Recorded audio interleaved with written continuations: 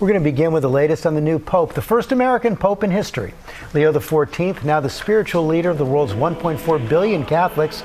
He's celebrating his first Mass as Pope this morning. And he spoke briefly in English, saying this morning, "I know I can rely on all of you to walk with me as we continue as a community." We have team coverage around the world, from his hometown of Chicago to Villanova University to Peru. But first, World News Tonight anchor David Muir starts us off from the Vatican. Good morning, David. Good morning, Michael, George, Rebecca. It is difficult to put into words the magnitude of the history we witnessed here in St. Peter's Square. From the moment we saw that white smoke in the small metal chimney right there above the Sistine Chapel, that temporary chimney they put in place for the conclave, it won't be there much longer, though still there this morning. We're also learning this morning what was playing out inside the Sistine Chapel right after they elected the new Pope. They were applauding him in that room. He was then taken to the Room of Tears, where he chose from one of the cassocks hanging there, and then he was walked down the Hall of Blessings to make it to the balcony here right behind me. 150,000 people were gathered here on the streets of Rome and in the square, among them so many Americans. And when they heard that name announced, that American name, they could not believe what they were hearing: the first American Pope.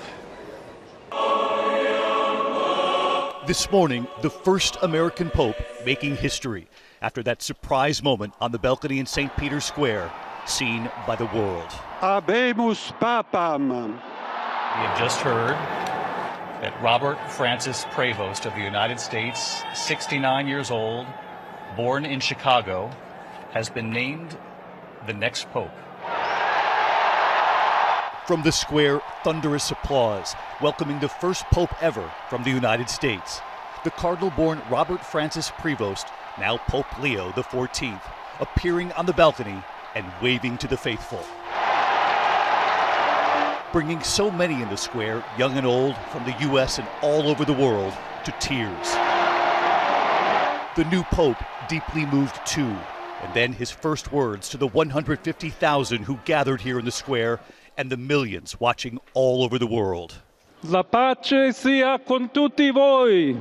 Peace be with you all, he said, and he offered praise for Pope Francis, telling the faithful God loves everyone.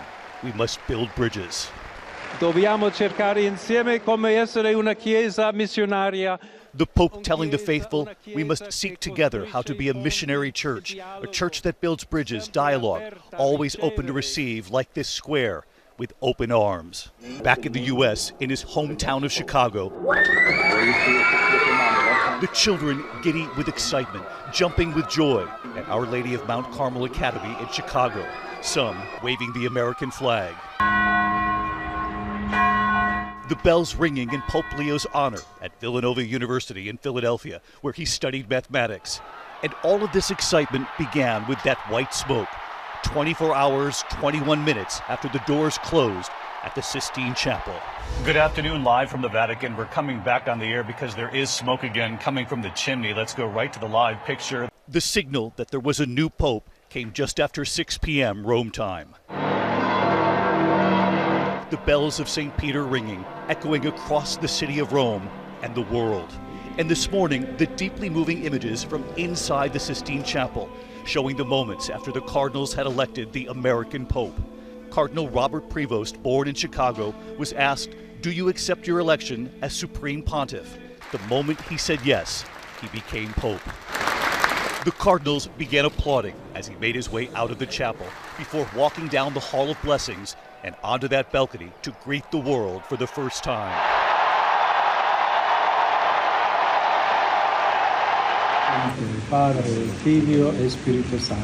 And just hours later, Pope Leo out in Vatican City for the first time, giving a blessing and greeting the faithful.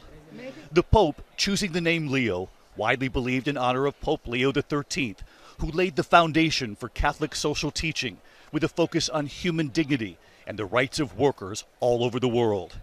Born in 1955, growing up on Chicago's South Side, his brothers, his classmates knew he had a special relationship with God. He is now 69 years old, considered young compared to recent popes, and he could lead the church for some time to come. The new pope spoke of his relationship with Pope Francis and his views on the church just last August. Working with him, He has a profound commitment to justice and charity and mercy. There are dynamic, life-giving experiences that do fill us with hope, and we have to learn to share that message with others. It depends on all of us. His work transcending borders, serving the church in the U.S., in Rome, and in Peru. He was a missionary, a priest, a bishop in Chiclayo, Peru. His focus, the poor, and he spoke to them in Spanish from that balcony. Acompañado a su obispo. And in that crowd of thousands, the Americans witnessing history here. We met Louis and Suhey Bernal, visiting from California, who ran to St. Peter's Square when they learned of the white smoke. They made it in time. What about him and what he said here today? I loved his message when he said building bridges through dialogue. There was Christina Mori from Indianapolis at the front of the square, too. There were 7 other countries touching shoulders. We all spoke different languages, we all had different interpretations of what was going on, but we were all together in that spirit of unity and excitement. And the American seminarians you were standing with as well were equally as shocked. Oh, they were all just jaws dropped. And just moments ago here, inside the Sistine Chapel, his first Mass, and the Pope speaking to the world in English. You have called me to carry that cross and to be blessed with that mission. And I know I can rely on each and every one of you to walk with me as we continue as a church. After telling the world from the balcony here in St. Peter's Square that God loves us all. An extraordinary moment here this morning when he spoke in English during that Mass. It was 1 hour, 15 minutes, 39 seconds between the moment we saw the white smoke from that chimney and then the reveal on the balcony here at St. Peter's Square. And it was well worth it, particularly for the Americans in this crowd, but for the tens of thousands who had gathered from all over the world, who really do hope that Pope Leo will stick to his words, that he will build bridges, that he will bring unity to countries whose relationships have been tested, bring their people together. And one more thing that we learned here this morning, the big question, where will he live?